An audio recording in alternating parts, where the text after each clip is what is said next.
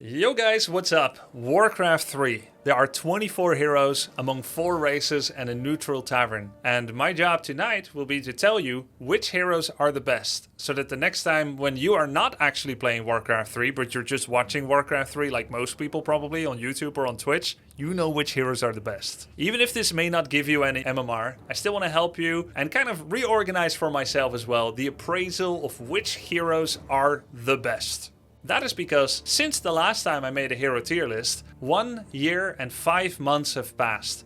And while most people would classify that as a recent tier list, many things have changed. Did you know that since April 16th, 2024, 13 patches have been released for Warcraft 3? 4 of which introduced hero balance changes. So it isn't just my opinion that may have changed on heroes since then, the actual balance of the game has changed. In this overview, in this tier list, I'll go a little bit over what are some of the changes that have happened to heroes and how I now reclassify the heroes in this tier list. Hope you'll enjoy this as much as I enjoy making these. Alright, so a little bit of stats before we start. 16 April 2024, I uploaded my tier list. There's been 4 Blizzard balance patches that affected heroes on June 4th, last year, and in this year, April 15th, July 17th, and September 15th. And I'm recording this on the 2nd of December 2025. So, what balance changes have happened since that time? And I'm not going to go through all the balance patches since the actual recent release of the game in the year 2002. Because of course, Demon Hunter has received recent buffs to Immolation. But it's not that recent that it made the cut in these last 17 months. Nonetheless, I have changed my mind on where I place Demon Hunter. Because previously, I put Demon Hunter in tier A. I don't know what I was smoking. This guy is obviously tier S. He is the most S of S. Demon Hunter's Immolation, and I'm speaking from memory here, his DPS used to be 10 on level 1, 15 on level 2, and 20 on level 3. And these days, he does 20 or 40% more damage per level compared to what he used to do in the original iteration of Immolation. It's also been made cheaper to activate and cheaper to sustain per second. Immolation is a burning aura that damages people around him, and it is a lot better than before. This gives Demon Hunter an amazing creeping speed, as well as amazing damage to everyone that he melees. And this is going to be very effective against footmen, militia, grunts, raiders, ghouls, anything where he can guarantee close contact to opponents. His fast creeping speed, his amazing secondary skill Mana Burn, and his general tankiness as a melee agility hero, his high damage output, a stellar ultimate ability in Metamorphosis that gives him 500 health, ranged attacks, splash attacks, and chaos damage, which basically means he's going to do unmitigated damage against buildings, makes Demon Hunter the complete package. Good creeping, good early game, good tank, good DPS, good anti-mage, and an amazing ult. Demon Hunter carries the Night Elf race. Okay, Keeper of the Grove. Keeper of the Grove has 3 important abilities. Entangling Roots, that does damage and a root for a long period of time on normal units and a short period of time on heroes. Keeper of the Grove has Force of Nature, which summons 2 or 3 or 4 summons depending on the level of the ability. And these treants can actually be upgraded. It's unique in the sense that there is a racial upgrade called Nature's Blessing that makes the treants from Force of Nature both faster as well as have more armor. You can have up to 3 casts of Force of Nature at the same time if you spam it on cooldown. That means you can have up to 12 treants in a fight. This is very strong tanking ability. They do pretty good damage at 15 to 17 damage. They're quite fast and you have so many of them that they form a large wall of blocking. Overall, that makes Force of Nature a good ability, but the big downside is, as a summonable unit, it can be dispelled and be dealt a large amount of damage by any spell from any unit from any of the races that can remove summons. So it is a mixed bag. Think of Force of Nature as a creeping enabler, extra bonus army, which is extra good early in the game, and has a weakness against dispel. Even when the enemy has dispel, you may still cast it because it can work together in a strategy that aims to deplete the enemy mana pool. So even though he's getting free experience from unsummoning your treants, he may not have enough mana to sustain the totality of dispelling all your buffs and debuffs. Together with Roar, Rejuvenation, and Tangling Roots, Force of Nature, they can be simply too many spells and buffs and debuffs to remove for an opponent. That makes Keeper pretty much good the whole game, but I would be lying if I said that he doesn't drop off a lot in the mid to late game. because of the ability to dispel 2 out of 3 of his abilities, and Tangle being the second ability that can be dispelled. So Keeper of the Grove is an amazing opening hero that can fall off in the mid to late game. He does have one of the best channeling ults in the game, together with Mass Teleportation from Archmage, in Tranquility, which is a channeling heal that heals everything around him, including mechanical units that normally cannot receive traditional healing, but only get repaired via Wisp Repair usually. And this covers Zeppelin and Glaive Thrower from the traditional choices available to Night Elf. That's if we're assuming Night Elf doesn't take a Dark Ranger level 6, steals a Peon, then builds an Orc Town, and then builds a Demolisher. Let's say that doesn't happen, then it's the Glaive Thrower and the Zeppelin that can also enjoy Tranquility's healing. Keeper also has a unique aura, one of the only auras, if not the only aura, that cannot be found through an item drop. The Thorns aura. This does a damage return on melee units that attack the Night Elf and aura affected units. And this is a pretty strong buff, in particular against orcs. Orcs often use Blademaster, Grunts, and Raiders against Night Elf. And the damage return aura from Thorns is actually a key toolkit that Night Elf leverages against Orc at the moment. But the Thorns isn't particularly useful against either undead or against human players. So Keeper only sees play in some matchups, definitely not all. Since he is not ubiquitous, since he's relatively weak in anti-air except against gargoyles, where Thorns can be quite useful to make Gargs hurt themselves while attacking your hippos, I put Keeper in tier B. He's pretty good, he can give a lot of momentum, but he doesn't scale that well until he actually reaches tier S. Then we've got Priestess of the Moon. Priestess of the Moon is someone that enables ranged armies.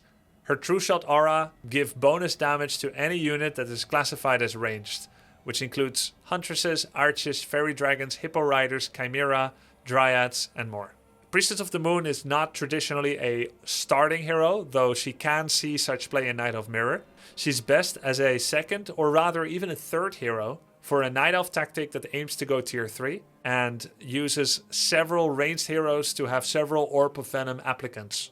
One build that we see, for instance, is something like Demon, Naga, and then Priestess of the Moon 3rd in the Night Elf versus Undead matchup, where Demon Hunter uses Mana Burn to suppress the Lich, the Crypt Lord, or the Death Knight, and then uses Immolation to suppress ghouls. Then the second hero, Naga, for momentum, for defense against ghouls, and to try and get some ghoul or fiend kills, or maybe hurt the Death Knight and try to prevent him from having free roam around the Night Elf base. And then bottom 3rd to bring together bonus damage for a Mass Dryad army and to be another Orb of Venom applicant. There are other heroes that can be good for Night Elf against Undead, but bottom has at least been one that has been used recently to beat Happy, the best Undead player in the world and maybe the best player in the world right now. So Bottom has played as a third hero. However, I wouldn't say she's particularly powerful. She's just one of the ranged options that Night Elf has available, together with Keeper and Naga. And that means that the Bottom is only comparing herself to Dark Ranger or Firelord for that final range slot from the Tavern. So it's not really that Bottom is that good. She's just useful. She adds damage. And she's fine to pick instead of Firelord or Dark Ranger when going up against Undead. I think Bottom is tier C at best. Actually, before we go on, let's take a small look at the balance changes that have happened recently for these heroes. Keeper of the Grove gained a little bit of strength scaling. That means every 5 levels he has 1 more strength than usual since 7 months ago. And the Treants attack a little faster. Nature's Blessing costs a little bit more lumber. That's about it. And of course, the Force of Nature with heavy armor takes less damage from piercing. Technically, that is also a buff for the Treants. As for Priestess of the Moon, she had a pretty cool buff, and ironically it barely sees play as a third hero, because as a third hero you generally outfit the Priestess with an Orb of Venom. So the Searing Arrow damage buff, it cannot actually coexist with Orb of Venom, because in Warcraft 3 you can't use Orb of Venom alongside Orb effects like Searing Arrows. Starfall does more damage, though level 6 Bottom as a third is rare indeed. So this is mostly a buff to Bottom first, but overall I think she's tier C at best, and I'm even wondering if she's actually tier D. I think it might be D. I can't think of many heroes that have less utility than her. Now, keep in mind, D does not mean completely useless, should never be made. But I don't think you can claim it's a C actually. Alright, let's move on to Warden. Warden changes. The vengeful spirits from Avatar of Vengeance are piercing. So her ult was made slightly weaker on 17th of July, with her piercing damage doing less damage against heavy armor. I'm just saying it's a small change, but it's in the list. Warden sees a lot of play against human, she sees a lot of play against undead, and she can be very, very powerful. Now, how did Fan of Knives change? 5 less damage at level 1, 5 more at level 2, 10 more at level 3, and the target cap changed from 5, 6, 7 targets to always 6. The max damage went up by a little bit on every single level. So overall, Fan of Knives was buffed a little bit. And I think Warden, she sees some play, right? In 2 matchups, you can go Warden against Orc. It's very hard to make it work. She's generally not that good in Night Elf Mirror. So where do we place Warden? She's definitely not as omnipotent as Demon Hunter. She only works in some matchups. She's only good when you funnel all your resources into her. You never want her as a second or third hero because she needs every single tome that you can find. But I can't put a hero that sees legitimate huge use cases as a first hero in 2 out of 4 matchups any lower than B. And in fact, I think Warden is strong enough to be considered A. I do make a little caveat there and I say Warden is only tier A at high level. At medium to low level, Warden should probably be avoided altogether. She is actually hard to play. I would even go so far as to say that Night Elf that uses Warden is as hard to play as Orc. It's like you're not even Night Elf anymore.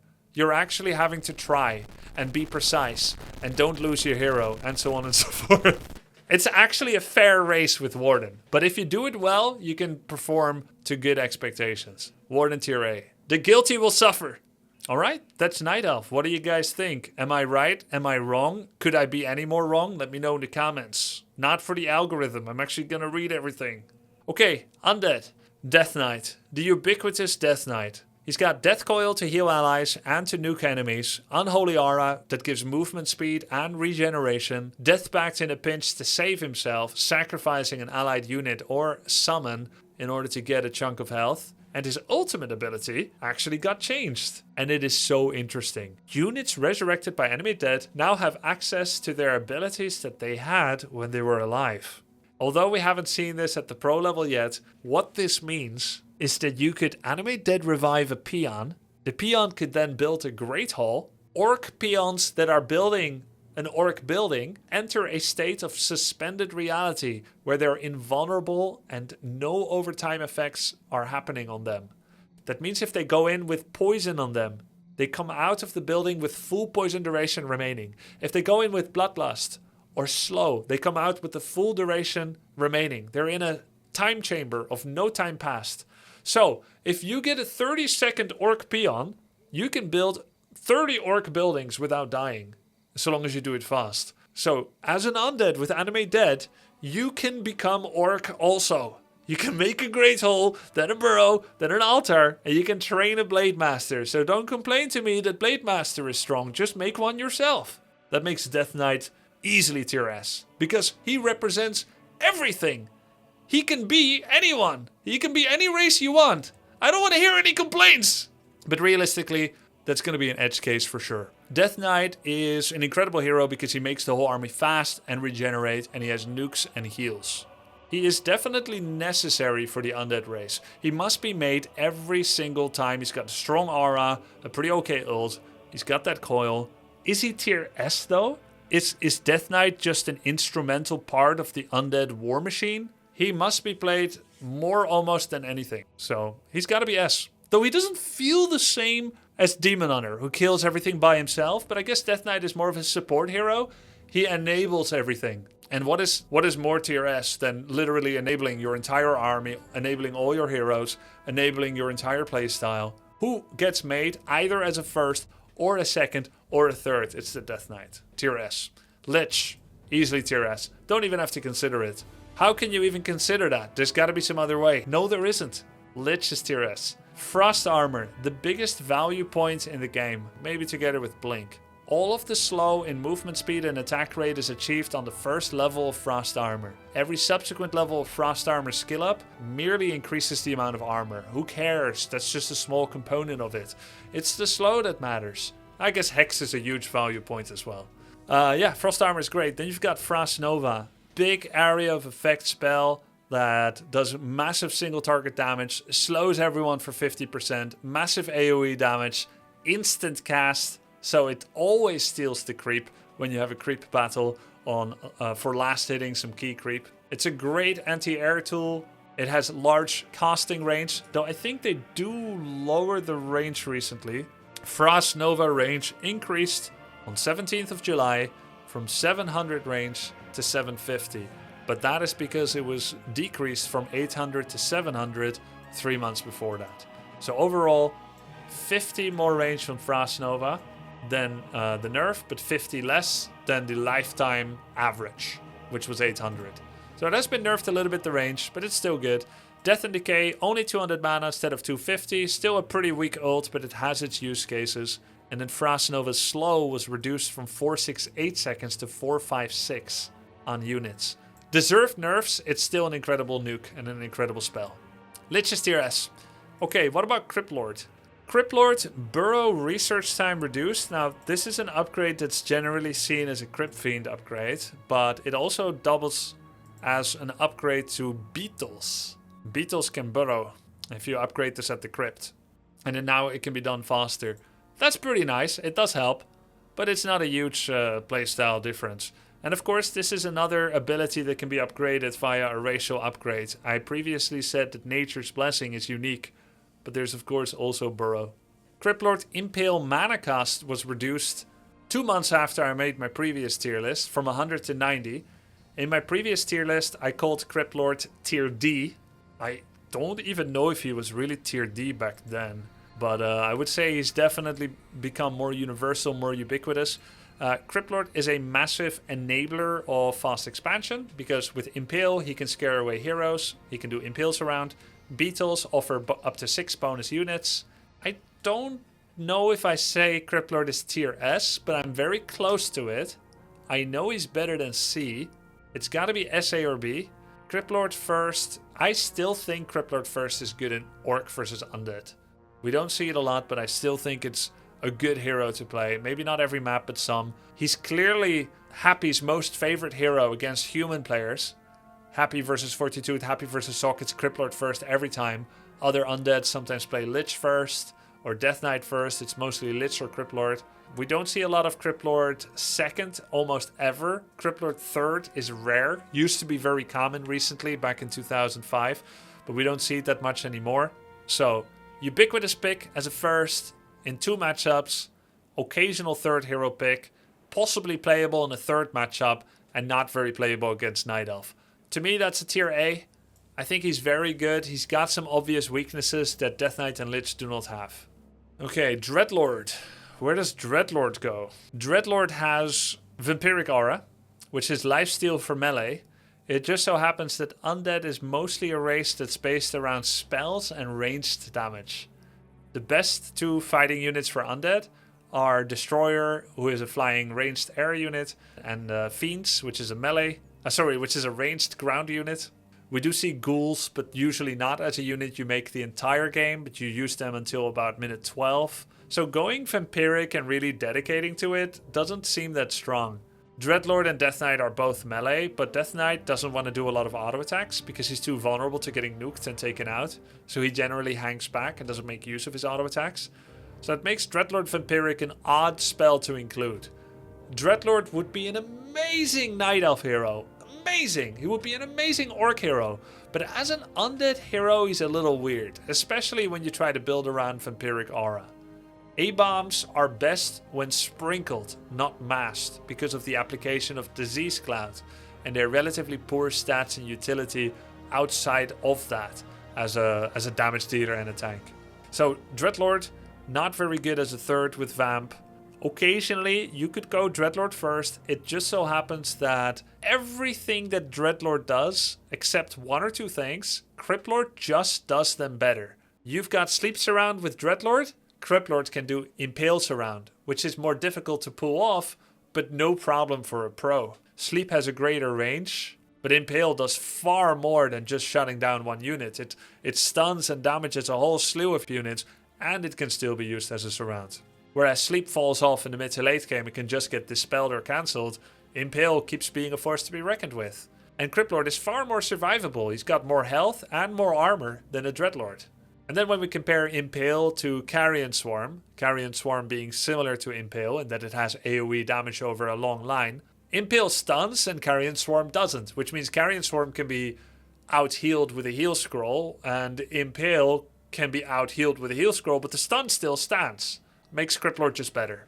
The two things that Dreadlord really excels at, outside of sleep surrounds and enabling an early expansion, are 1. Carrion Swarm can hit air and mechanicals, which makes him excellent against flying machines and siege engines. He has one of the best ultimates in the game in Infernal. Way better than Locust Swarm from Crypt Lord. But sadly in Warcraft 3, you can't make a hero that doesn't cut the mustard, play with him for 5 levels in the hope to get level 6. That is not a valid strategy.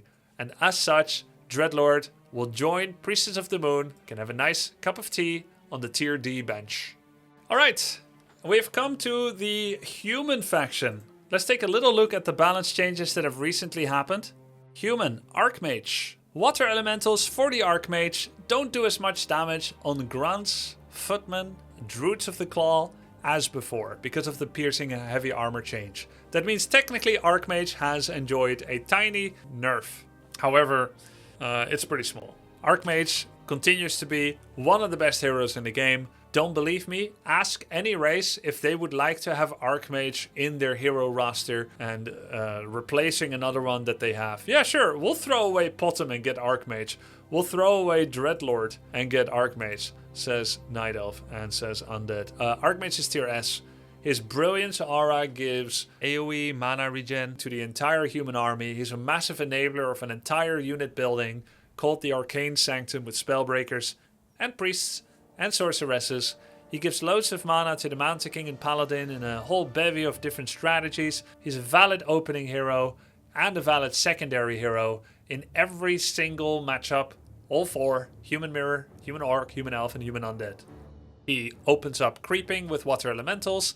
They become valid damage dealers in the mid game, giving and buffering extra units for the human army. And then he's got that Brilliance aura. Once his water elementals are starting to get countered by dispel abilities, he can rescale to Blizzard, having a powerful sustained damage nuke on a circular area.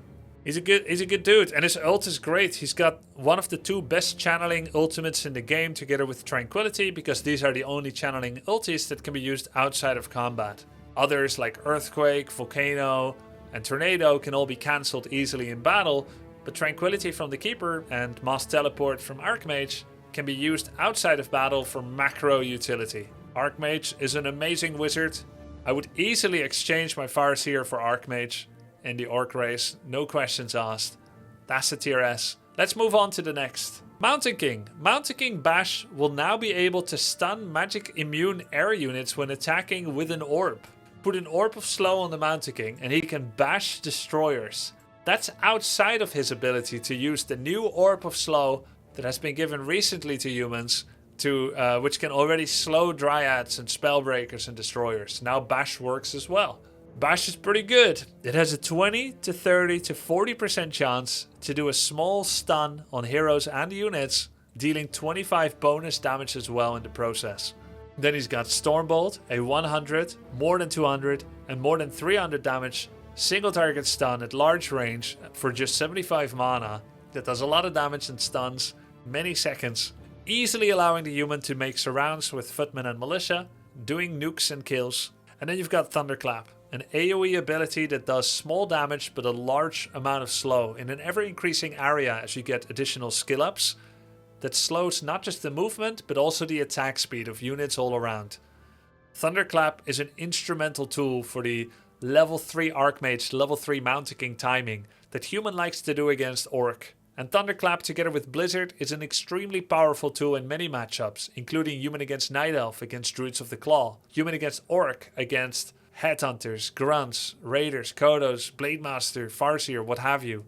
Mountain King is not just a valid second hero after opening with Archmage.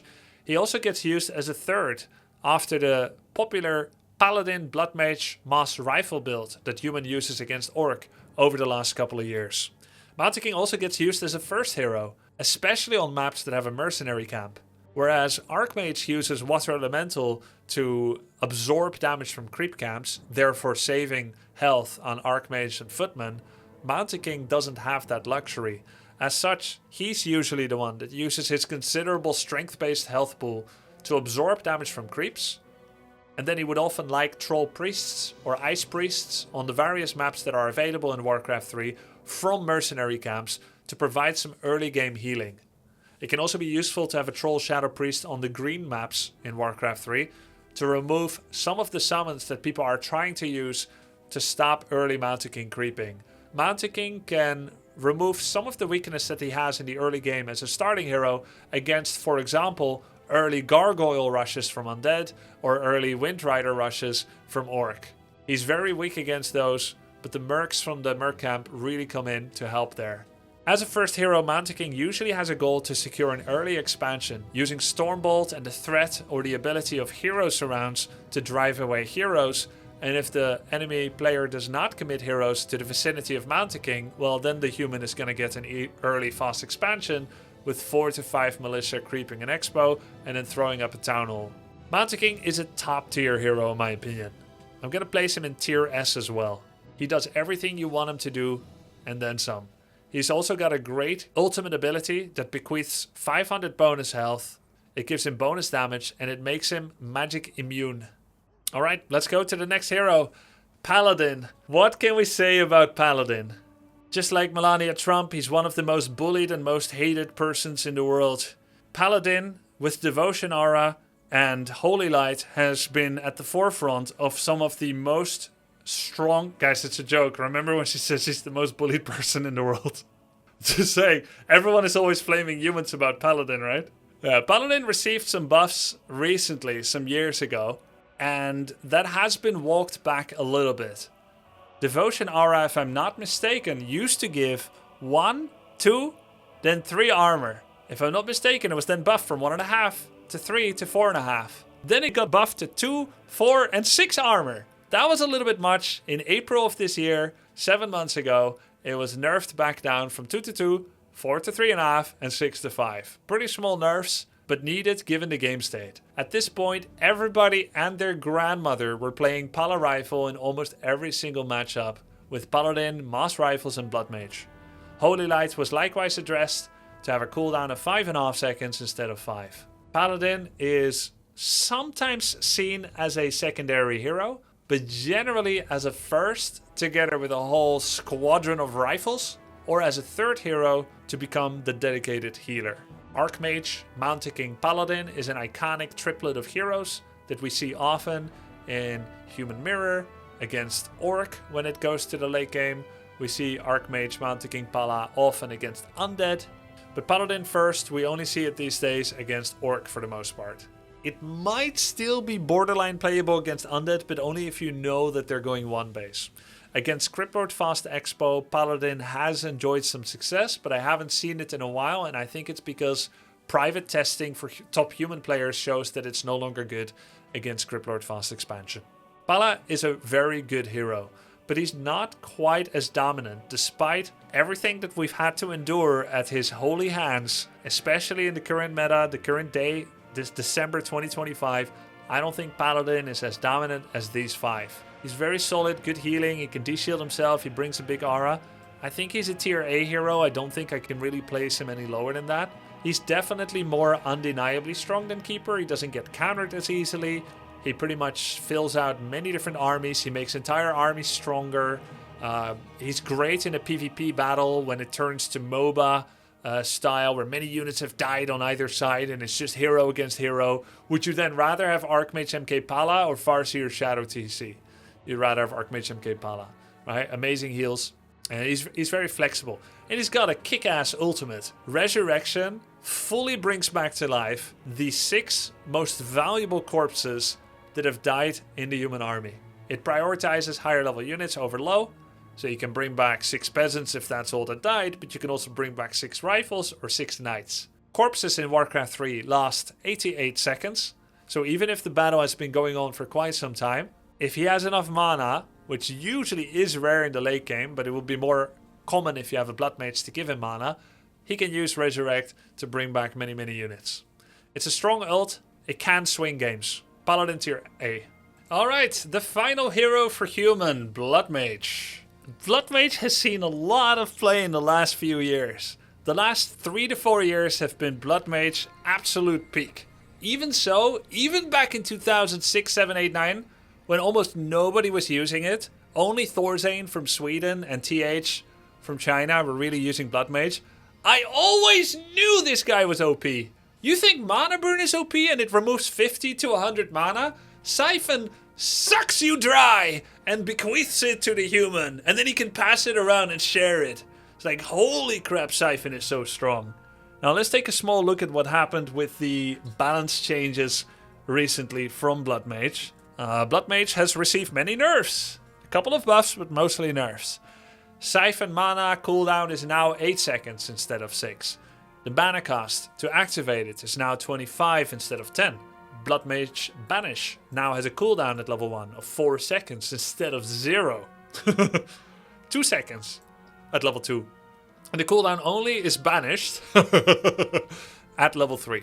Siphon mana area of effect tether range to break it off has been reduced from 800 to 700. And Flame Strike mana cost, this part is a buff, is now only 125 mana instead of 135 mana. Also, the casting time, aka the post animation that must be completed for Flame Strike to actually successfully proc, is now 0.8 seconds instead of 0.9. It can still be interrupted by user error. If you Flame Strike and immediately give a new command to only the Bloodmage, Flame Strike will absorb mana. It will have the initial animation, but it won't actually do any damage. It's kind of like a mini channel, even though it's not super obvious that this is the case. Also, if you are Orc or Undead and you have Hex or Sleep and you can feel the Flame Strike coming and you do a quick Hex or Sleep follow-up, you can interrupt the effect after the mana gets consumed. That makes Flame Strike kind of awkward. Nonetheless, we are seeing a bunch of Flame Strike these days in the Pala Rifle Bloodmage tactic. We see Siphon and Flame Strike instead of Banish. It's quite a decent spell. We also see some Flame Strike in the Human against Night Elf matchup, where you go Archmage into Bloodmage to siphon the Demon Hunter so the Demon can't use Mana Burn and Immolation. Keep in mind, the better your opponent's heroes are, aka if they're tier S, the better Bloodmage becomes, because he's removing mana from a hero that has really good spells. Demon is the best tier S hero in this entire list. So it makes sense that Bloodmage gets used to try and counter Demon, because you don't want to get Mana Burned and Immolated. Bloodmage enables the Pala Rifle build, because just as Pala Rifle is running out of juice, he doesn't have that much health anymore on some of the rifles, he doesn't have much mana anymore, Bloodmage comes out of the altar at minute 6 and starts giving mana to the Paladin. And boom, Holy Light, Holy Light, Holy Light. Then he's stealing mana from the Farseer, from the Tauren Chieftain, or from the Shadow, or from the Naga Sea Witch. Banish, Flame Strike, and Siphon are all very good. Phoenix is an incredible ult as well. It's a flying magic burb that does 75 magic damage. It has splash solar flares that just randomly kind of shoot out on nearby targets. It has large range, I think like 700-800 range or something. It does have health decay at a rapid rate, but when it dies, either from damage or from the health decay, it goes into an egg. And if the human makes sure that the egg is in a safe place, that egg cannot be killed, and it will become, that's right, a phoenix again. So Bloodmage is an all-around quite strong hero, but he's not easy to use. I think Bloodmage, just like Warden, is quite a technical hero. That means he's not that easy to play for lower level players, but he's very good at high level. Despite how strong Bloodmage is, I can't in good conscience put him on tier S. I don't think he's nearly as omnipotent as the heroes that I've listed there. He's not as good in so many situations. I think he's stronger than Keeper, but he's either going to be a very high B or an A. I'm going to put him on A. Or a high B over Keeper. I think he's counterable enough in a sense that he should be a high B. Okay, that is Human. Let's move on to the next matchup. Orc. Orc has an intelligence, a strength, and 2 agility heroes. Blade has one of the highest basic attack time in the game. It's called BCD in Warcraft 3. Basic cooldown time. Basic cooldown, actually. Farseer and Shadow are among the bottom of the list. If I'm not mistaken from memory, out of the 24, they are like ranked 20 and 21 or 18 and 19, something like that. So while Farseer is ranged and is pretty likely to get many attacks off in a fight, he doesn't do that much damage and he doesn't attack that fast. Farseer has 2 very useful abilities in Feral Spirit and Chain Lightning, and he's got one ability that sounds very useful, but it's almost unpickable. It's called Farsight. Farsight is a cooldown based 0 mana based spell, but it doesn't really add a lot of power. It reveals an area on the map, also offering True Sight, but it's so hard to justify picking it over the other 2, so let's not even think too much about Farsight. 1 in 100 games you'll rescale to it, maybe. Alright, let's talk about Feral Spirits. This is the only summon in the game that when you summon a second instance of it, it unsummons the prior instance. You can have 3 water elementals. You can have 6 beetles. You can have 12 treants. But only the Feral Spirits unsummon themselves when summoned. And while that does sound like a disadvantage, there is an advantage. You essentially have a summon ability that doubles as an unsummon. That means that you can deny experience. So wolves are the most sacrificial summon that you can send out to perform acts of murder and assassination without donating experience. You see the enemy dispel units coming in to claim the experience and unsummon your wolves. Bam, you summon new ones. You're sending your wolves in to kill a bunch of peasants, and he's almost going to kill both, getting that crucial level up. Unsummon. So Feral Spirits are quite unique in that way. Feral Spirits at level 1 are small enough to fit where a peasant can fit. At level 2 and 3, they're as big as a grunt or bigger. So at level 1, they can fit in between a farm and a town hall. At level 2, they lose that ability. That means a Farseer level 1 with Feral Spirits level 1 is the reason that human must make an arcane tower. That human must watch out to not let their peasants drop too low from creeping. For if they do, the orc will surely come over and kill them. This slows down the human. In a meta where Farseer spirits do not fit through farms, let's say if they get rebalanced, or in a meta where orc is known to open with Blademaster against human, humans can start taking more risk with peasants, they can drop lower, they are completely invincible behind their farm barracks altar wall. They don't need to make Arcane Tower anymore, which means their tech is always faster. And that's what a lot of people don't get when they wonder, can't you play Blademaster against human? You can do it only as a surprise. Once it becomes the norm, humans will start to cut corners, and their tech will hit so fast. Their second hero, their Sanctum, their range upgrade for rifles will happen so fast. Feral Spirits are 2 bonus units to fast traveling normal attack damage summons. You have 2 of them, they can scout, they can kill, they can body block, they can unsummon over and over. That makes them an excellent scouting and harassment and creeping tool. They're relatively cheap, but they were made more expensive. Feral Spirits cost more mana than before, although they haven't had a balance change in the last 18 months. I still remember it like it was yesterday. They used to be 75 mana, now they're 85 mana. And I feel that pain every single time I summon Feral Spirits, which is about 35 times a day, if not 100 times. Farseer doesn't scale as well as other heroes. Chain Lightning is an okay AoE ability, but not as good as Thunderclap or War Stomp or Immolation. It's pretty good though, it hits ground and air, it does not hit mechanicals, it bounces to nearby targets, it must have vision of targets in order to be able to bounce to them. So you can't kill Fog of War footmen that are in range of another footman. It's 110 mana. Chain Lightning was recently buffed. Used to be 120 mana, now it's 110. I think it does a bit more damage as well. So we've got 2 pretty good abilities. Earthquake is kind of useless because it can be interrupted by sleeps and silence and stuns. He's a good opening hero. He enables creeping and scouting. Therefore, he's excellent early game. His early game tempo can be turned into scaling via other means. So he's the perfect sacrificial person that enables other things, better late game heroes. All other orc heroes are better than the Farseer, but he enables them. And that's gotta count for something, right? Behind every great orc army, there might be a Farseer, and that's a beautiful thing. Tier S he is not, but he's no lower than the top of Tier A. Tauren Chieftain. Tauren Chieftain offers a movement speed aura, which also gives attack speed. They're pretty small percentages of these two qualities, but that's a general goodness that can be keenly felt. This aura is a great enabler of Tauren movement and ability to connect with opponents, proccing Pulverize more often because of the attack speed. It's great for Wind Riders to stack more poison, to do more damage on those glass cannons, to move more effectively away from the gargoyles when undead makes some of those and you're spamming wyverns if you do. He enables headhunter armies to flank better and target down sorceresses and priests.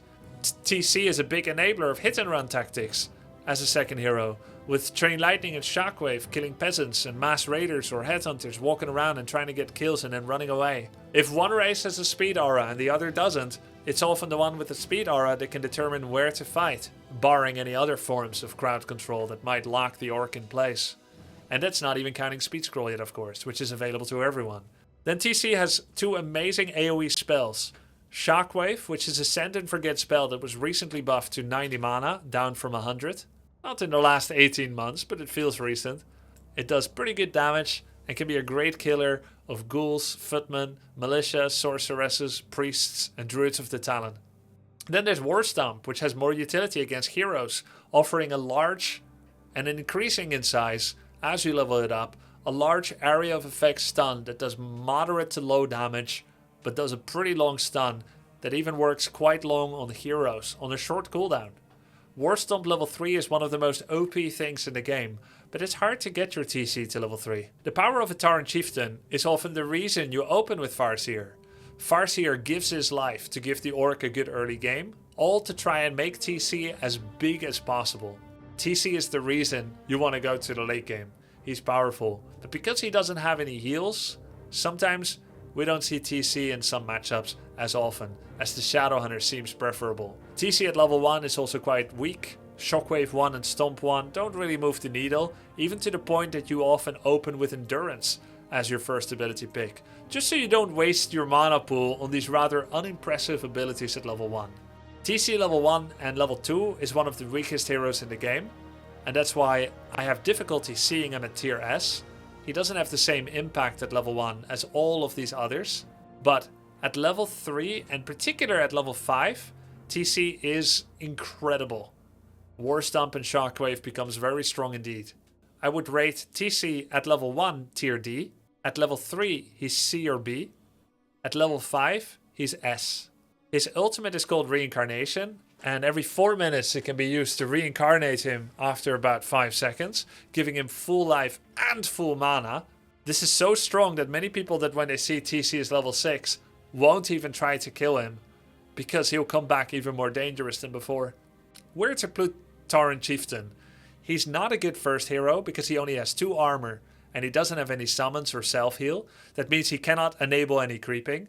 And although many low and medium level players love going Tauren Chieftain first, that's the same reason people love gambling. It works if your opponent doesn't mess with you.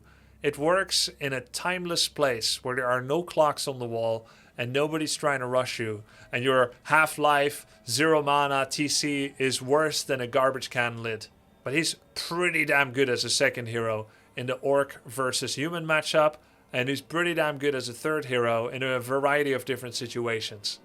I think TC, honestly, he has the potential to be tier S at level 4 or 5, but it can be hard for orc to get there, especially in the current meta of the game, because people try to do serious damage to an orc before it gets there.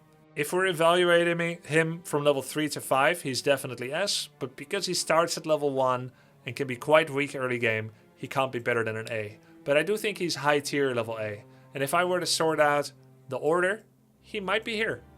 Okay, Blademaster. Where to put Blademaster? Recently, about 7 years ago, or even longer I think, his agility was nerfed by -2. He used to be opening agility 24, now he's 22 agility. Let's see what happened since then. No changes. No, wait. Mirror Image, right. In the last 4 to 5 years, Mirror Image was given the following advantages. Well, actually, Mirror Image back in 2004 was 125 mana, and they did no damage and they gave no XP. Since then, Mirror Image gives experience when it's killed. They do 20% of the damage of the Blademaster, and it only costs 80 mana to summon. Massive buffs to a singular ability. Blademaster now finally truly has 3 usable abilities. Windwalk, which turns him invis fast, and he comes out with backstab damage when he hits an enemy. Mirror Image, which do 20% damage, give XP, and form copies of the blade, offering confusion. They do take double the damage of the real blade, but the cooldown is only 5 seconds. And then Critical Strike, which has a 15% chance to do double, or triple, or quadruple damage. This even factors in item bonus damage. Blade is a good reconnaissance hero, just like the Farseer. He can either use Windwalk or Mirror Image to get scouting information. He has Critical Strike as a scaling ability and a bonus damage. And he's one of the top basic attack time heroes in the game. So he's a great user of bonus attribute points to agility, Critical Strike, attack speed, and bonus damage, like Claws of Attack. He's a solid tank, starting with 5 and quickly going to 6 or 7 natural armor against physical attacks. He likes getting strength items and Ring of Protection to make him even more tanky. With Windwalk, he can escape situations that almost no one can escape, as he loses collision size and he gets phase walk and can walk through units. Mirror Image and Windwalk can be used to disjoint a variety of different spells, like Stormbolt, Death Coil. Skilled Blademasters are a force to be reckoned with. His ultimate ability got buffed as well. 20-30% more damage on Bladestorm per second, and the mana was brought down as well as the cooldown. Bladestorm is actually good now. It does serious damage and it makes the Blademaster magic immune while doing 7 seconds of big damage to people around him. Blade is definitively no lower than tier A, but can I put him at tier S? Let's talk about it. Blademaster sees play in Orc versus Orc, he sees play in Orc versus Night Elf, and he sees play in Orc versus Undead. In Orc Mirror and against Undead, you can also go Farseer. Against Night Elf, Farseer is very uncommon as an opening hero because of Mana Burn, Abolish, and Wisp Detonate, as well as Dryads being magic immune to Chain Lightning. The only matchup where we don't see Blademaster opening a lot is against Human, because of the full wall off and the fact that you can't penetrate without those feral spirits, as both Blade, Grunts, and Headhunters, all of them can't go over that wall to attack peasants, and that's a crucial element of Orc to slow down the lumber harvesting of Human. 3 matchups, he's an amazing late game scaler, all 4 of his abilities are useful, he gets better the higher skill you display, he's a great user of items. I think he's a tier S, but he's a lower tier S than most of these others. I would put him at the bottom of tier S, but I can't put him at A with how omnipresent he is in so many matchups. Orc right now is the least successful race in the pro scene. They win fewer tournaments than everyone else, and part of it is because Blademaster is just a little weaker than the rest of them. If I knew Human is opening Mountain King, I would go Blademaster every single time, but I can't know it in advance. Blade is a low tier S, but he's not a tier A. Shadowhunter. Man, Hex is one of the most, in my opinion, controversial spells in the game. It breaks so many things.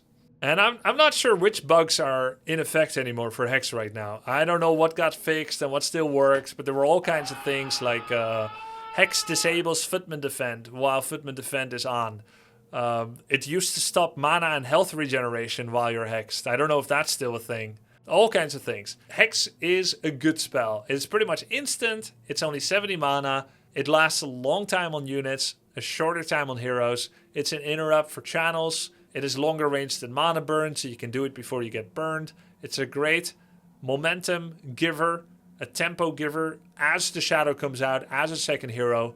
Shadow can even be played as a first hero sometimes on maps that have a Renegade Wizard where he can proc Lightning Shield on himself, and then you can go Pitlord second or even Blade second. Shadow is a good second hero, he's a good third hero, he's got Heal Wave, which is decent at level 1, great at level 2, and extremely strong at level 3. I recently did the maths, and if you're just looking at gold per HP healed, heal salves are more cost efficient at Heal Wave level 1 and 2 than Heal Wave. But at level 3 Healing Wave is far more cost efficient. So it's better to buy Clarity Potions, as many as you can, constantly guzzle them, and then spam heal wave on your orcish army than it is to individually heal solve things. That's just the cost benefit analysis though for cost versus HP, gold per HP. There are other considerations. You might want to run clarities to buff up your mana pool to full into battle, and therefore you might want to run heal solves in tandem. There's all kinds of considerations. We don't need to go too deep into it, but at least I thought it'd be cute for you to know whether heal solve or heal wave is more cost efficient. At level 3, heal wave is. At level 2, heal solve is just a bit better still. Then you've got Serpent Wards. I think there were some changes on Serpent Wards recently. The Shadow Hunter, base damage for Serpent Wards at level 3 was reduced from 47 to 45. It's still good. It's good in every matchup if you get Serpent Ward level 3. It's just that heal wave level 3 is so good, you're almost never going to go snakes. But you will do it against Moss Dryads in particular. And in the Orc versus Night Elf matchup against Dryad Bear, that's generally where you're going to be seeing Serpent Wards the most frequently. Otherwise, it's usually heal wave ability number 1 and Hex as the occasional cast to do crucial interrupts, denial of invul pot usage, denial of TP usage, denial of Staff of Preservation or Staff of Sanctuary usage, interrupting Siphon Mana, or interrupting ultimate abilities. Shadow has an ultimate ability called Big Bad Voodoo. It's 150 mana and turns the entire Orc army except the Shadow invincible. This does remove Speed Scroll, Spirit Link and Bloodlust, so you should use it judiciously. It can be a debuff. And the Shadow becomes a big target for the opponent. So if they have any Stormbolt or Sleep or Murder, Shadow is going to take it. But it can be a key tool sometimes. Generally though, I would say more than half the time, Shadow Hunters won't even skill Big Bad Voodoo at level 6. And so I think it's kind of a weak ult. So Shadow, amazing basic abilities, a lackluster ult. I think Shadow is a tier S hero. Am I wrong? He gives so much killing power out the gate and he scales pretty good into the late game. He's pretty low damage, but he heals well. I think he's low S, if anything, not high A. Alright, let's go to the Tavern Heroes. Disclaimer, Tavern Heroes cost 435 gold, which is a little bit more than secondary heroes from the altar.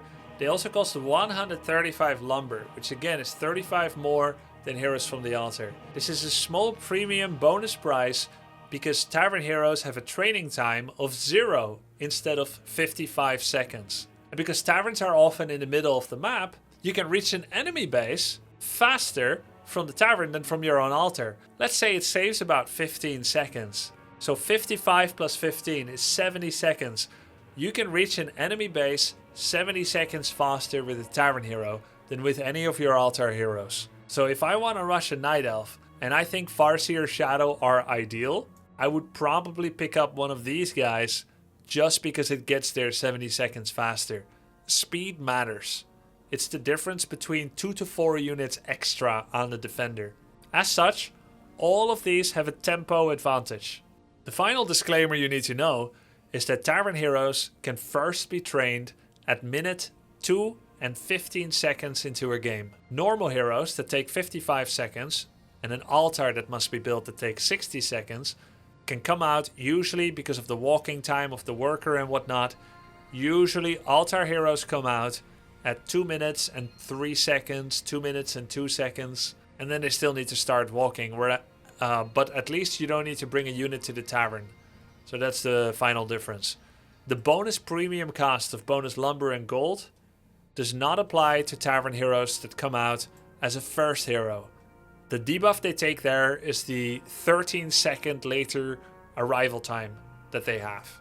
Alright, now that you know that, you kind of understand how Tavern Heroes come out of the gate and what they cost in terms of time and money, let's evaluate them one by one. Goblin Tinker. Tinker was recently buffed, 17th July, 5 months ago. Tinker Cluster Rocket's max damage has gone up by quite a lot. Also, Pocket Factory spawn interval was decreased, which means there will be more Clockwork Goblins coming out. And that sounds pretty good, but what it doesn't show is that before that, Tinker Factory was changed in armor type. It used to be medium, which means it was best killed by melee units with normal damage. And melee units with normal damage walking to the factory enabled a lot of bonus damage on those melee units because the clockwork goblins explode for 60 or 80 damage and do melee attacks. The factory spawns clockwork goblins that explode on death or the duration timing out, and they do normal attack damage until then. So being an orc that needed to use grunts to focus the factory meant those grunts were also taking a lot of damage. And medium armor is actually a good armor type for a factory to have, because medium took less damage from siege damage raiders and less damage from magic and piercing like spirit walkers or headhunters or rifles and whatnot. Tinker was nerfed because of the very powerful Druid of the Talon build that dominated the Night Elf Orc matchup between 2005 and 2018. And as such, Factory got quite a bit weaker. It's more easily killed now. Now Factory has heavy armor, which means it gets shredded by magic damage, which now deals double damage than before. And it takes 90% damage from piercing instead of before 75% or 50% or so from piercing. So in other words, it's more easily killed by ranged units, and melee units aren't as incentivized to need to try and attack it. Additionally, there were other contributing factors that made Moss Druid of the Talon less effective against Orc. You should mostly know that the biggest niche for Tinker, where he was made as a third in Night Elf against Orc, is not so much a niche anymore. Tinker has seen play as a first, second or third, but he's so rare these days, almost nobody wants him anymore, almost nobody loves him anymore. Rockets are okay to do area of effect stuns that can interrupt things like Dragonhawk Shackles or ultimate abilities. His ult is pretty cool. He becomes a big robot that does bonus damage against buildings in particular, and he becomes magic immune. The factory is a decent summon, but it's easily dealt with. Rockets don't do that much damage.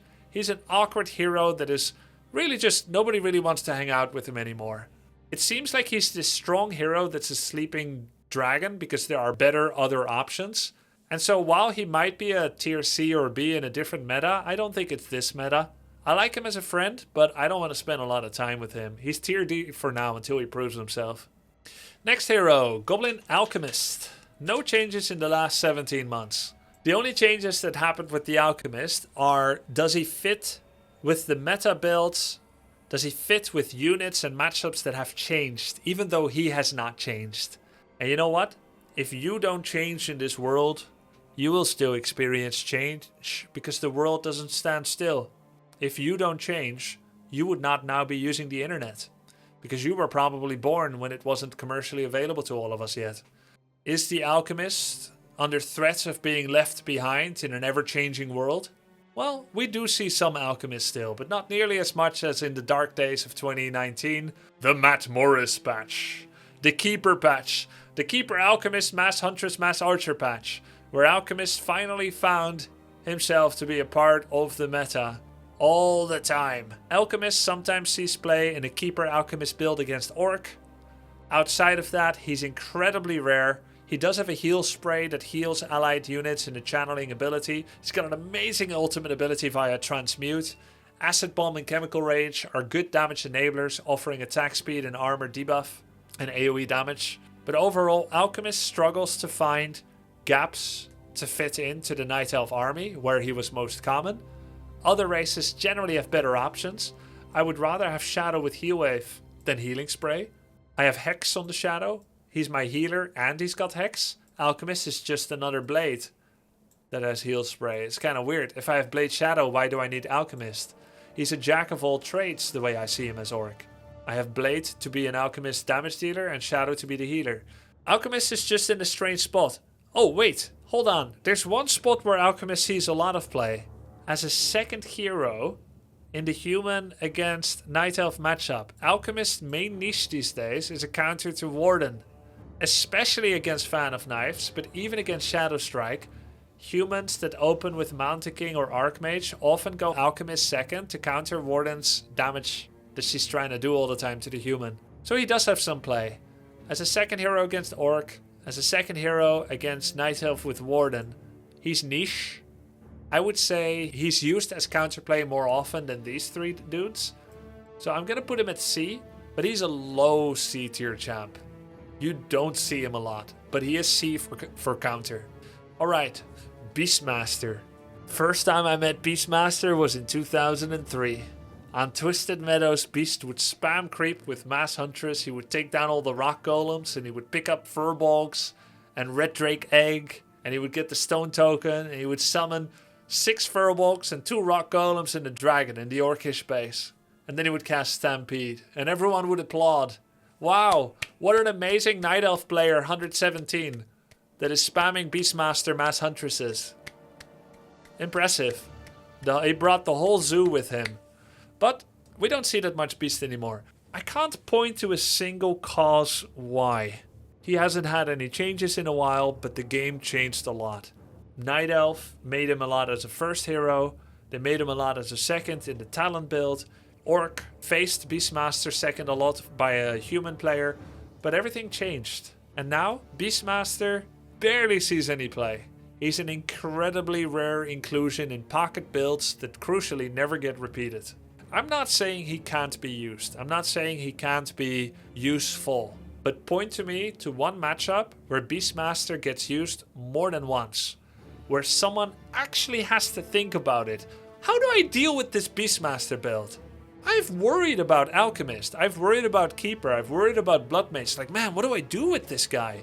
But I never look at Beastmaster and say, wow, I don't know how to beat this. Where you lose 6 times in a row to the same hero and you can't find a solution. But in 3 weeks, maybe you find a solution. Never. Beastmaster sadly is tier D. He's quite a cool hero. All of his abilities are summons of beasts. All of them can be dispelled. He is a momentum-based hero in a world that no longer needs his momentum. The game has shifted towards fast expansions a lot, and there's just a better alternative. The biggest user of Beast now just goes Demon Hunter every game, and there's no call for Beast anymore. Other heroes got buffed and got better, and he stayed the same. It's not his fault. It's Blizzard's fault. Bring back Beastmaster in some way, but don't bring him back too hard, please. Stampede is strong, but it's a channel ability that can be countered by Hex or Ensnare or Stormbolt, like all the other channels. Alright, Dark Ranger. There used to be builds by Night Elf with Dark Ranger first and Pandaren Brewmaster second, with Black Arrow and Silence. Night Elf went for Dark Ranger a lot. We saw some Archmage Dark Ranger sometimes. Undead goes a lot of DK Lich Dark Ranger in those days. But what is left of those? Who still makes Dark Ranger? Well, as it turns out, the low and the mid leagues love Dark Ranger quite a bit. Life Drain was buffed a lot. Let's take a look at the changes. Dark Ranger. Whoa, it's the biggest changelog of all. Let's start at the bottom. 16 April this year. Life Drain can now also transfer life to a friendly unit, just like Siphon. So she can heal allies. Life Drain transfer, this is mostly a bug fix, so you can kind of ignore this. Okay, here we go. Drain life now costs 25 mana at all levels instead of 50. Pretty damn good. It has a short cooldown and now virtually no mana cost, so you can spam it. And the rest is all bug fix. So mostly, Life Drain works on allies and it's now 25 mana.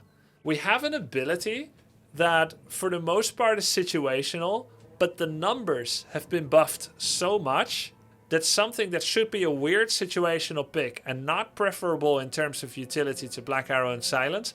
It has now been made so strong that you can go Life Drain and it just feels useful even though you may not really have a build around it yet. It's difficult to find a cohesive build order that incorporates Life Drain from Dark Ranger, because it doesn't do what all the other heroes do. She doesn't have hard CC, she doesn't have a non-conditional summon, healing allies cost her health, stealing life from enemies requires them to stay in range. So it is a bit awkward, but because Life Drain is so over-buffed in a way, we see some experiments of Dark Ranger. But Warcraft 3 players are slow to adapt, that's why we still play Warcraft 3.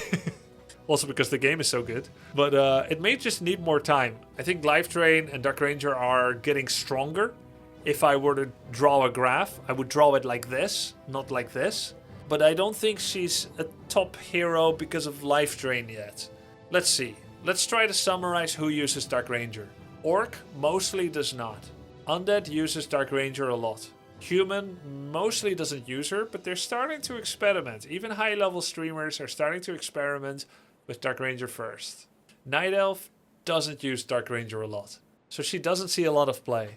I feel like Dark Ranger is on tier C but possibly trending towards tier B. I think it's safe to put her here. And this is more my belief system than actual evidence. She would probably look okay on either C or B, but I'm being a bit of an optimist here and hoping that this covers the trend of the next 6 months. I don't fully stand by this. I think she could be a C, but I'm going to put her on B for where I believe she's going to head. Her ultimate ability is part of the reason why I put her there. She has a very strong ultimate ability. It's called Charm. It's on a 45-second cooldown, 150 mana, and it instantly steals one of your enemy units. And it becomes yours forever. It even works on destroyers or spellbreakers, on magic immunes. It can work on a frostworm, and so on. Dark Ranger tier B. It's on the brink, but I think she deserves to be there. Alright, next hero. Firelord. Firelord, Gandalf! Firelord! Firelord got a pretty big buff on Soulburn. Soulburn damage reduction on the target it's cast on is now negative 75% damage instead of 50. That means that Blademaster, who has a rather large damage range of at level 1 of I believe 24 to 46, will now do, at minimum, 0 damage. So there is a chance, it's not a big chance, there is a chance Blademaster does 0 damage with an attack after being soulburned. And this is surprisingly strong actually.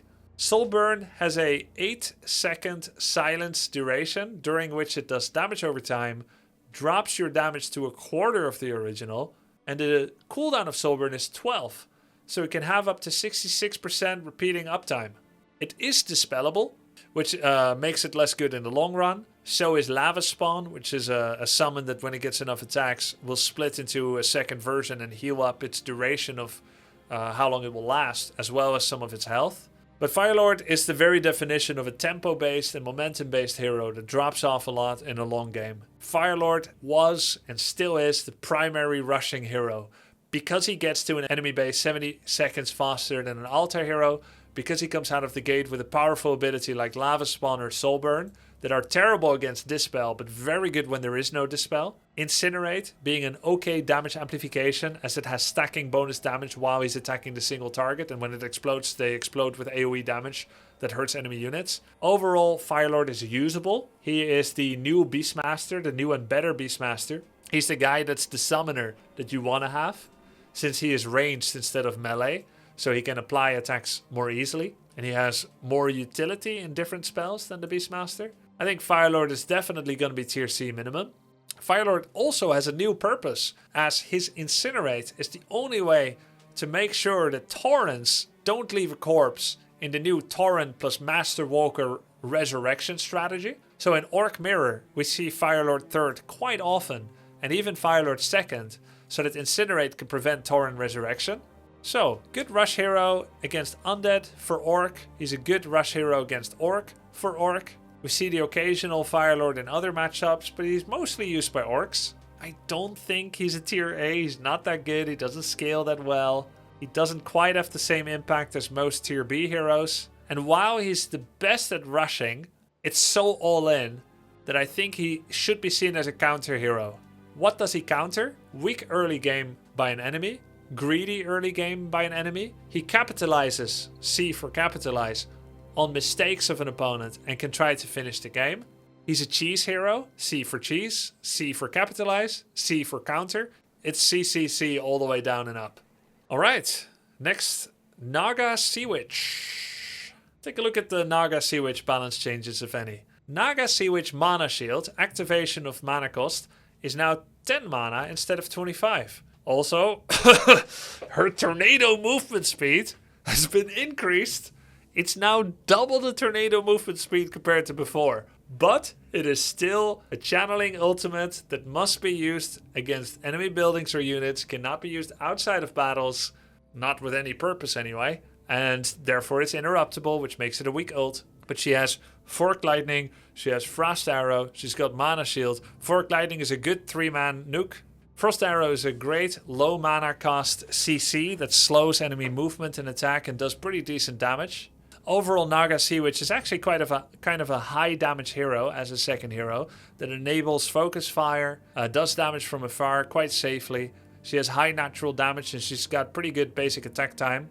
Naga is a solid hero that sees play all the time for Night Elf, Demon Naga, She can be used by Orc, Farseer Naga, or Blade Naga to close out games where the Orc feels he's ahead quite a bit. Human has used a lot of Archmage Naga, but doesn't do it that much recently anymore. And Undead also uses Naga sometimes, usually in combination with Death Knight and Lich to counter Demon Hunter. Every race can see some purpose for Naga. She almost never gets used as a first, but she's very frequent as a second. I would say Naga is tier A. She's got a pretty complete box of different abilities. She has a weak ult, but she's got 2 very useful abilities. She comes out early because of the Tavern buff, and she helps get a lot of bonus unit kills early game. I will say she's probably lower tier A or the very peak of tier B, but I don't think it can put her lower than tier A. Alright, Pandaren Brewmaster. Wow, this guy changed a lot. We have to dive into the patch notes for this guy a little bit. Pandaren Brewmaster. Breath of Fire was changed. This was a little bit controversial. Basically, here's what happened. Fire Breath looks to be about this big during the lifespan of Warcraft 3. The effect has been about this big. It looks like it's going to do this, but what it actually does is this. And it's always been that way. And at some point, the Blizzard Classic team for Warcraft 3 decided that the effect, the actual effect, should more closely match the visual animation of it. And while most experienced Warcraft 3 players knew that the effect travels twice as far and twice as wide as it looked like, this is of course not very new player friendly. And there have been new players recently. Partially because of the Reforged fixes of 2024. Partially because of the invitational tournaments that we had in March and April this year. I can't necessarily deny the logic, though it did feel difficult to get accustomed to the new range of it. And in order to compensate for the massive reduction in size, and hopefully my editor can edit in a little bit of that visual display, the difference between the old Fire Breath and the new Fire Breath, and then the slightly less small Fire Breath after the initial negative feedback that the Blizzard Classic team got from the community with how useless it was now. Overall, we've settled on still a much smaller Fire Breath that does do a little bit more damage, going from 65 to 80, from 125 to 130, and from 170 to 180. The damage over time is also more, so long as you lead in with Drunken Haze. There's alcohol in them now, and then you do Breath of Fire, then it adds the damage over time. That's a little bit more. Breath of Fire does more maximum damage, but the area, as you can see, is much smaller than before. So, in other words, for the area directly in front of Panda, Fire Breath is buffed, but it's much harder to hit enemy air, units that are traveling away. It's easier to dodge Fire Breath. Overall, this is a nerf. Range matters, guys. So Panda is weaker. Whereas a year ago, I would say Demon Panda was a very powerful hero composition to go up against Orc. I don't fear it as much as before. It's a little bit easier to dodge. Panda is still a key hero for Night Elf, Demon, Naga, Panda 3rd. When going up against Undead with Mass Gargs, you want Panda 3rd as he is still a key counter to Mass Gargs. I still think there's potency potentially in Demon Panda against Orc or against Undead, but usually Panda suffers from the same problems that Tauren Chieftain suffers from. He is a very lackluster level 1 hero. He's very lackluster at level 2. He's pretty good at level 3.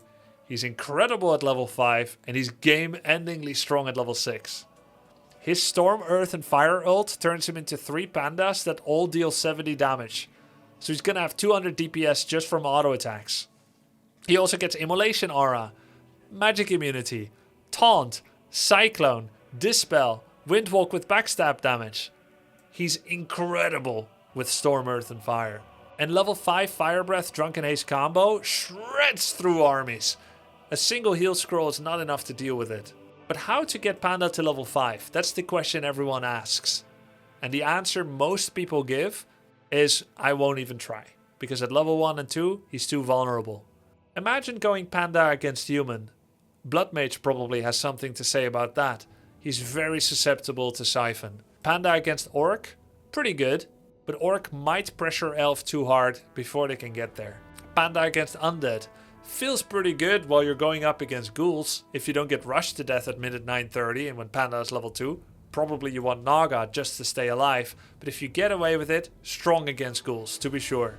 But then once they have a couple of destroyers, he doesn't contribute to it at all, to that matchup. Panda against Night Elf can be good, but Thorns works after getting mana burned, and Fire Breath and Drunken Haze do not. Demon is always in that matchup, almost always, so he's going to mana burn the enemy Panda, so it's hard to use him there as well. He's a strong hero that has strong counters, and the biggest counter of all to Panda is time. Panda is nearly extinct. I don't think I can put him at B. He's got the strength at level 6 and 5 of tier S. At level 3, he's a tier A. At level 1 and 2, he's a D or a C. I think you would rather have Bottom, Tinker or Dreadlord level 1 than Panda 1, usually. I'm going to put him at C. He's a hero with an amazing potential, but it's pretty hard to get the new Fire Breath to be as good as before. He is the top of tier C or the bottom of B, I would say. And then finally, Pitlord. Pitlord is an undead hero, together with Dark Ranger, the two Tavern heroes that are undead and can therefore be holy lighted for damage by Paladin and can be coiled by Death Knight to heal them up. Where should Pitlord go? Rain of Fire is garbage. A strength hero with a low mana pool casting Rain of Fire when he probably deals more damage with Cleave is just weird. Howl of Terror is good, though it can be dispelled. That means Howl is best against enemy armies that are buffing themselves. If I'm buffing myself with Spirit Link and he howls me, in order to remove Howl, I must also disenchant my own Spirit Link. If I'm using Inner Fire to buff my army and I get howled, I now have to remove my own Inner Fire. It's only Night Elf with Dryads that can remove a debuff like Howl without removing their own Roar. So Howl is pretty good. It does massive damage reduction. It's great at level 1. It gets even better at level 2 and 3. All levels of it are extremely valuable upgrades. Pitlord is tanky. He has the highest health and strength in the game from all the heroes. He's a super tanky boy. And while he does have low armor with 2 starting armor, if you find a single ring of protection, he becomes a solid tank, a solid chonker. And then you've got Cleave. Cleave damage splashes in a giant arc behind the initial unit you're hitting. And I hope my editor can show how big that is. Cleave is great. And Pitlord has some of the best cleavage in the game. At level 3, it does nearly full damage of the primary target to the targets behind. I believe at 90% splash. And the best part is, while the initial hit factors in the armor that the receiving unit has and will be, therefore the physical damage will be greatly reduced, it's not the post-armor damage that gets cleaved, it's the pre-armor damage that gets cleaved. So if I'm doing 50 damage on the target in front of me with Pitlord, and it gets reduced to 25, I'm still doing 90% of 50 damage on everything behind, 45. So it's fantastic. And while Cleave doesn't work on buildings, or doesn't proc off of buildings, you can do massive damage to even headhunters while hitting a grunt, even if the headhunter is at full distance behind. That's how big it is. So Cleave is strong. I think of Pitlord as a hero similar to Demon Hunter and Blade, in that he is a good physical damage dealer while being a good tank. Howl is similar to Mirror Image in that it reduces enemy damage. So it's kind of like he's a Blademaster. So I can use Pitlord as a second hero if I would go second Blade. But he's awkward to start with because he doesn't have CC, he doesn't scout very well, he's not that fast, he has low armor, and he doesn't have any summons. So Pitlord is a good third hero to come in with a value point in Howl, and he's a good second hero for Demon Pitlord or Shadow Pitlord if you want to get some bonus damage dealing. Despite all that, I would say he doesn't have an immediate impact like any of the tier S or A heroes. He's not as ubiquitous, omnipresent, or omnipotent as those. But I do think he is overall a little bit better than most of the heroes in tier C. He's either going to be a high C or low B. I don't think we see him that much, so I'm going to put him in C. He's an okay counter hero for specific situations. He's niche. We don't see him that much. I think he's strong in the right situation, but there's usually a better choice than Pitlord. Yeah, there's almost always a better choice than Pitlord. But he's super cool. Oh, and by the way, his ultimate ability, it's rad. You doom a target, they start taking damage, and they'll eventually die. And then they summon a Doom Guard at your disposal, which has War Stomp, Dispel, and Rain of Fire. Chaos damage, and it can naturally attack air, even though it's melee. It's pretty damn cool. Alright, there you have it. My Warcraft 3 hero tier list. I'm sure all of you agree with everything. But if you don't, let me know what you think, where you think I got it wrong. And keep in mind, this is a high level tier list as seen through the eyes of a 2500 MMR top 11 W3 Champions player. I know that even the lowest heroes on this list, like Bottom, Dreadlord, Tinker and Beastmaster, are going to be absolutely great in Bronze League. And I'm here to see it in my next Bronze League Heroes casts. Hope you enjoyed this, thanks for watching, and if you made it this far, I would greatly appreciate a like and a subscribe on this YouTube channel. I'll be doing a lot more content like this, including guides for Warcraft 3 or talking about the weather. Have a good day, see you next time. Peace.